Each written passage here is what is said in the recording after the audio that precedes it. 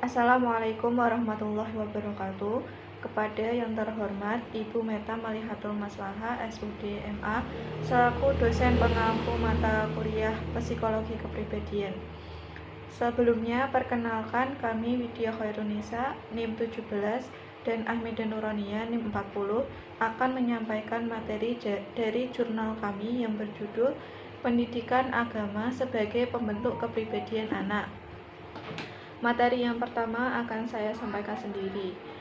Kepribadian merupakan sesuatu yang tampil dari diri kita atau perilaku kita yang tampak secara lahiriah yang bersifat situasional, tergantung pada situasi, kondisi, atau lingkungan yang mempengaruhi. Kepribadian manusia dipengaruhi oleh dua faktor, yaitu faktor internal dan faktor eksternal. Salah satu faktor yang paling penting dalam pembentukan kepribadian seseorang adalah pendidikan agama. Pendidikan agama harus ditanamkan sejak usia dini karena pendidikan agama diibaratkan sebagai fondasi utama dalam pembentukan karakter atau kepribadian seseorang. Dalam Kamus Besar Bahasa Indonesia disebutkan bahwa pendidikan adalah proses pengubahan sikap dan tata laku seseorang atau sekelompok orang dalam usaha mendewasakan manusia melalui upaya pengajaran dan latihan, proses perbuatan, serta cara didik. Dalam Undang-Undang Sistem Pendidikan Nasional Nomor 20 Tahun 2003, Bab 1 Pasal 1 Ayat 1 menyatakan bahwa pendidikan adalah usaha sadar dan terencana untuk mewujudkan suasana belajar dan proses pembelajaran agar peserta didik secara aktif mengembangkan potensi dirinya untuk memiliki kekuatan spiritual keagamaan, pengendalian diri, kepribadian, kecerdasan, akhlak mulia, serta keterampilan yang diperlukan dirinya, masyarakat, bangsa, dan negara.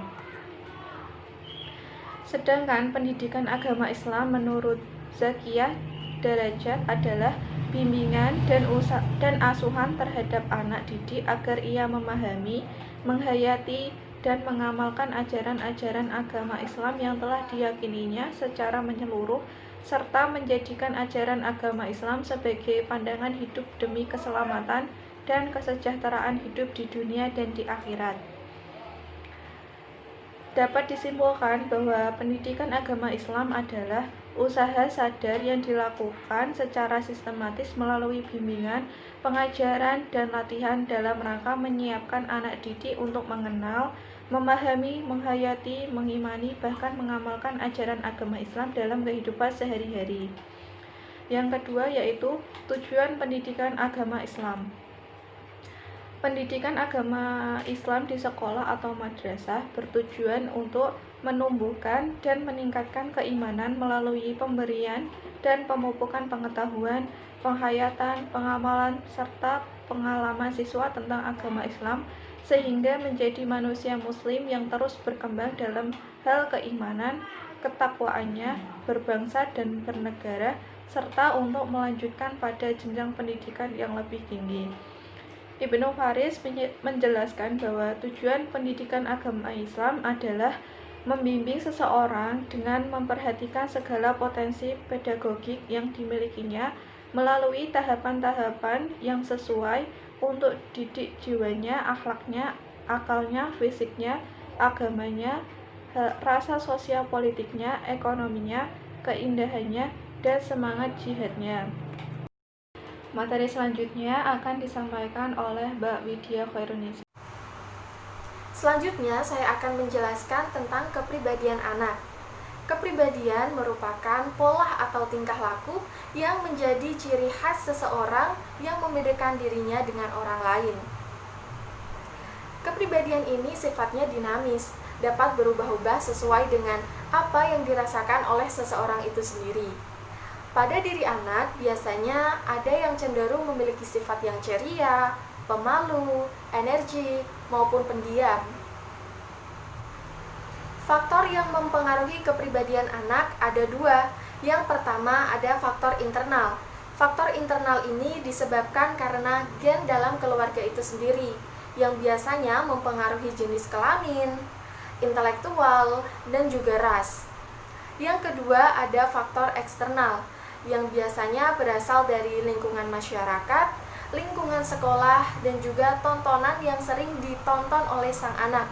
Karena bisa dikatakan tontonan adalah tuntunan. Jadi apa ya ditonton anak, bila itu baik maka akan berpengaruh baik pada kepribadiannya. Namun apabila tontonan menunjukkan yang kurang baik, maka akan berpengaruh juga pada kepribadian seorang anak itu. Agar anak-anak dapat berkembang dengan kepribadian yang positif, maka berikut ini merupakan metode yang dapat digunakan oleh orang tua agar mereka mampu menerapkan kepribadian positif pada diri anaknya. Yang pertama ada menggambarkan atau mencontohkan anak dengan contoh yang konkret. Karena pemikiran seorang anak itu masih abstrak, sehingga mereka membutuhkan contoh yang nyata agar dapat membedakan mana yang baik dan mana yang bukan. Yang kedua, mengenalkan Tuhan sejak dini. Karena kita tahu bahwa di luar sana banyak sekali orang-orang dewasa yang masih bertanya-tanya bagaimana tentang agamanya, bagaimana cara dia untuk mencintai Tuhannya. Dan terlebih lagi di luar sana juga masih banyak wanita-wanita yang sudah balik namun tidak mengenakan hijab, padahal mereka tahu bahwa hukum memakai hijab adalah wajib. Yang ketiga, memberikan nasihat yang baik kepada anak. Ketika seorang ibu atau seorang ayah memberikan nasihat kepada putra-putrinya, harus menggunakan kata-kata yang lembut dan tidak menyakiti hati anaknya. Yang keempat, menjadi contoh yang baik untuk anak. Karena buah kelapa tidak jatuh jauh dari pohonnya, sehingga anak itu memiliki sifat yang bisa dibilang sama seperti sifat orang tuanya. Apabila orang tuanya memiliki sifat yang kurang baik, maka anaknya juga bisa menuruni sifat itu. Dan sebaliknya, apabila orang tua memiliki sifat yang baik, maka putra-putrinya juga akan memiliki sifat yang baik pula. Yang kelima, selalu mengawasi anak saat menonton, saat bermain gadget, maupun bermain dengan kawan-kawannya. Yang keenam, mengajarkan anak untuk selalu mengontrol emosinya. Yang ketujuh, menerapkan program hukuman dan reward kepada anak. Saat anak mendapatkan nilai yang bagus di kelasnya, kita sebagai orang tua dapat memberikan hadiah-hadiah kecil kepadanya. Namun saat seorang anak melakukan kesalahan, kita dapat juga memberikan hukuman-hukuman kecil. Contohnya, dia tidak boleh keluar rumah selama sehari. Dengan begitu, seorang anak dapat mengerti bahwa dirinya melakukan kesalahan. Selanjutnya, tentang pengaruh pendidikan agama terhadap kepribadian anak. Pendidikan agama diharapkan mampu sesuai dengan tujuan pendidikan itu sendiri, di mana dapat membentuk seseorang menjadi insan kamil. Artinya, dapat membentuk manusia secara rohani, jasmani, dan dapat berkembang karena Allah Subhanahu wa Ta'ala. Selanjutnya, tentang pembentukan kepribadian anak sebagai tujuan pendidikan agama Islam. Dengan anak memiliki akhlak yang terpuji, maka tercapailah tujuan pendidikan itu. Dan agama merupakan kebutuhan manusia sepanjang masa, sebagaimana yang telah diungkapkan oleh Fadholi, yang setidaknya telah menjelaskan bahwa alasan utama manusia membutuhkan agama itu ada 5 hal.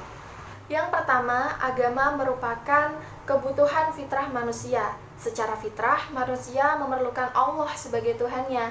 Dan fitrah inilah yang menjadi kebutuhan dasar manusia yang membedakannya dengan makhluk Tuhan yang lain. Yang kedua, agama merupakan kemerdekaan manusia. Adanya peraturan yang tertuang dalam bingkai agama bukan berarti hal ini mempersempit ruang gerak manusia, melainkan hal ini malah memudahkan setiap langkah manusia.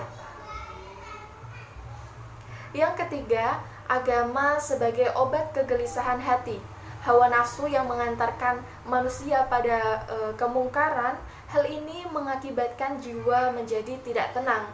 Dan dengan adanya agama, maka dapat menjadi kekuatan untuk mengobati kegelisahan hati. Yang keempat, untuk mendapatkan ridho Allah. Agama memberikan ruang untuk semua pihak untuk meraih kebahagiaan dan sesuai dengan apa yang tertera dalam Al-Quran. Yang kelima, mempertahankan martabat manusia.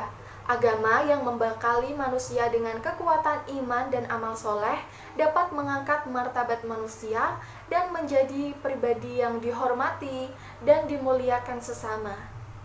Sekian dari kami memohon maaf apabila ada kesalahan baik yang disengaja maupun tidak disengaja.